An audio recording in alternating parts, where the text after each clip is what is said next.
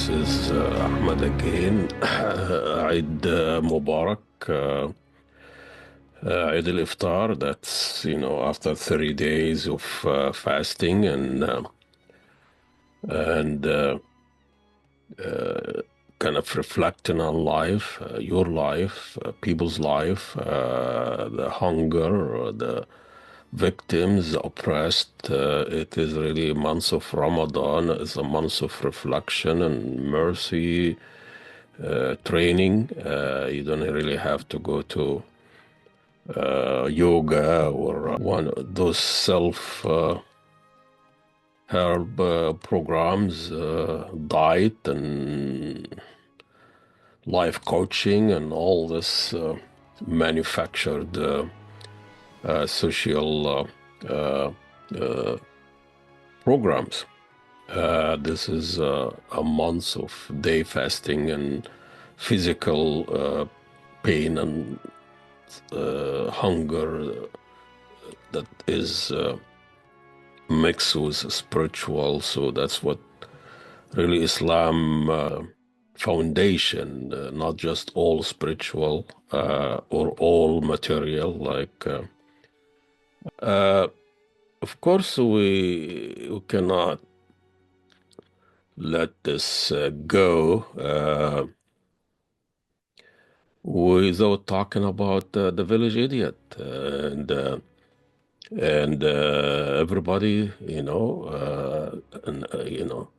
everybody I meet, friends or foes or enemies, they advise me don't travel to Egypt, don't go away, always have your passport with you. Uh, Talk to Keith Ellison, isn't he your friend? And we don't know what Trump is going to do. They advise me and warn me.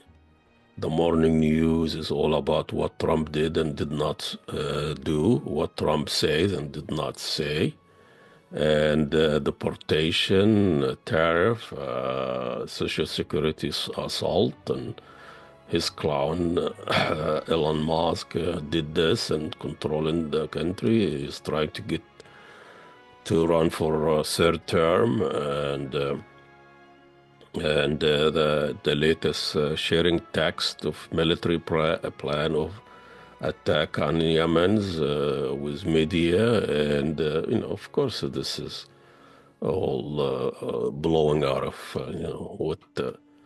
what is this war plan of the biggest, most powerful nation on earth? What would difference make if the Houthi knows or Yemeni knows if you're gonna attack or not?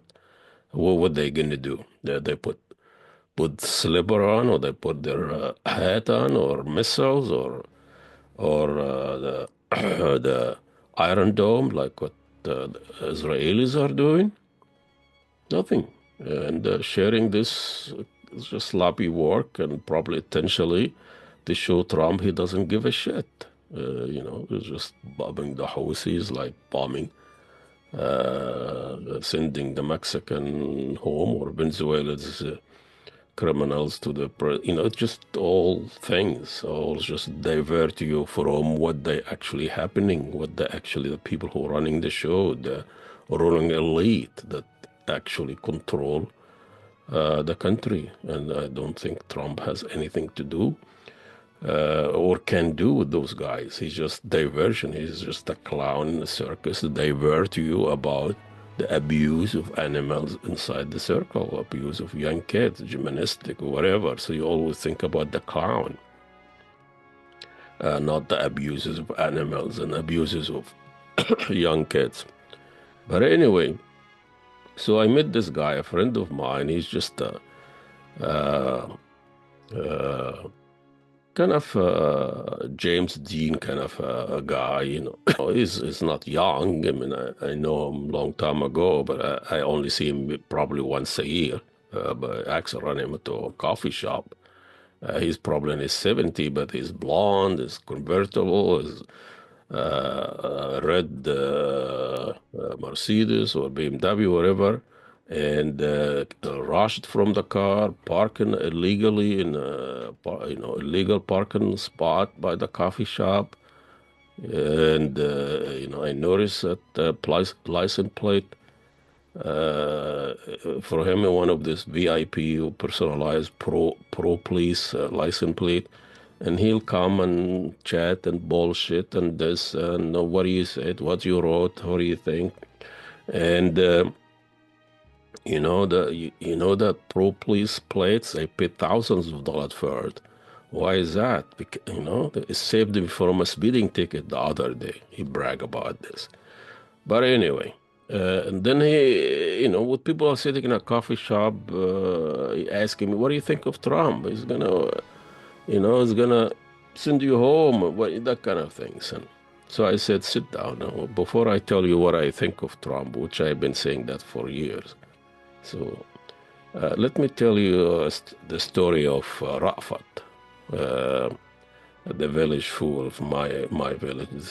My village is a small town of 1,000 people at the time in the heart of the Delta.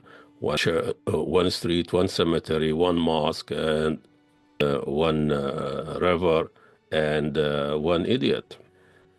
Nobody knows his background. Nobody knows where he lives. Nobody knows his parents. Nobody even knows his age, maybe his gender, if he's even neutral, because he can mingle with women in the kitchen during weddings and funeral. Nobody kind of alerted about him,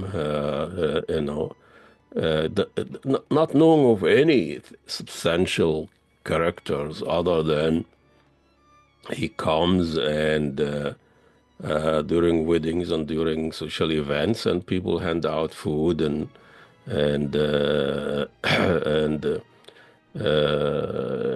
help him out here and there, and kids chase him out of the throwing rocks at him, and they keep saying the village idiot or village fool, Rafat, oh, Rafat. Oh. By the way, since this is in the 60s, until today, nobody, no mother in the family, in the village, dared to name their kids that.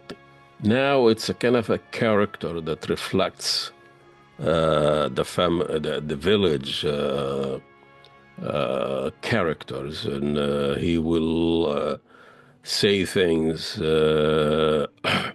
that nobody else will say it in public.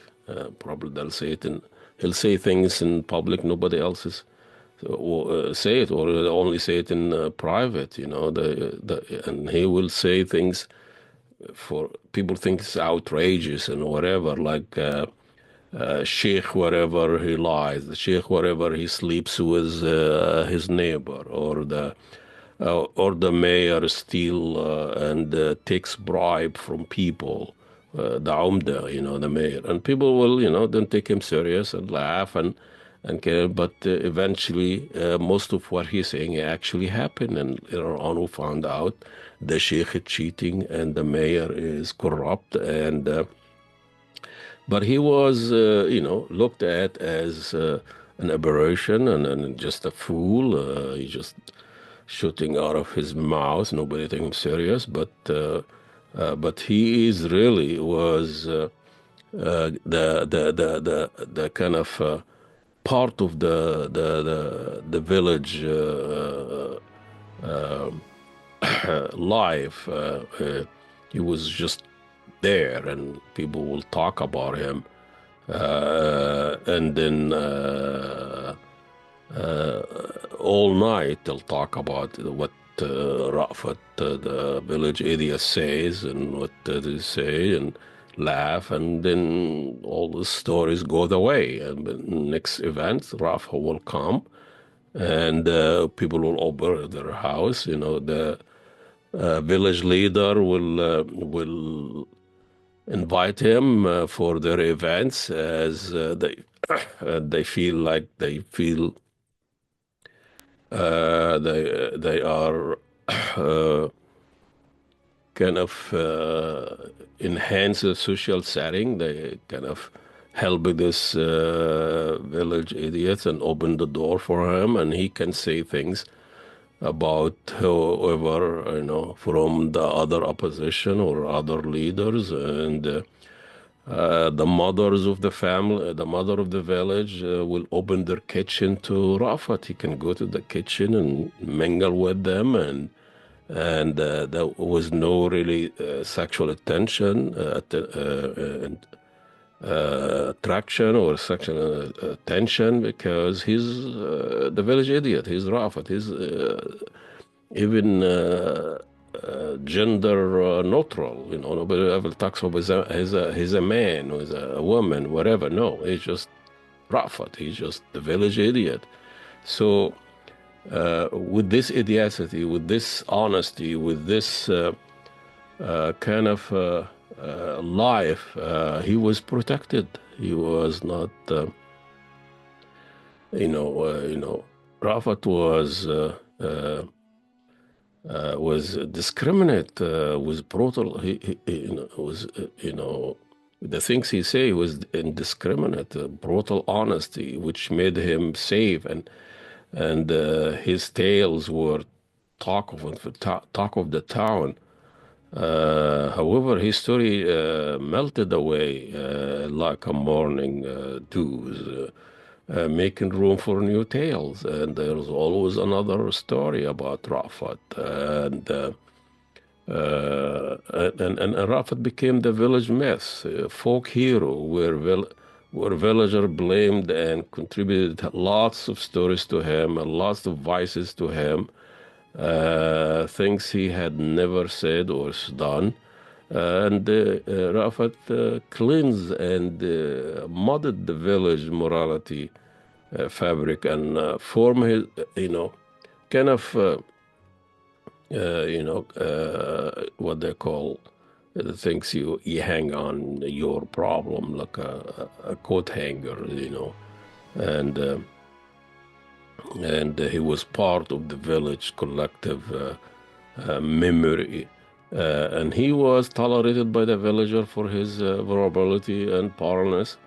And but now, you know, but he was a mirror of the village vices and values and morality, reflecting uncomfortable truths.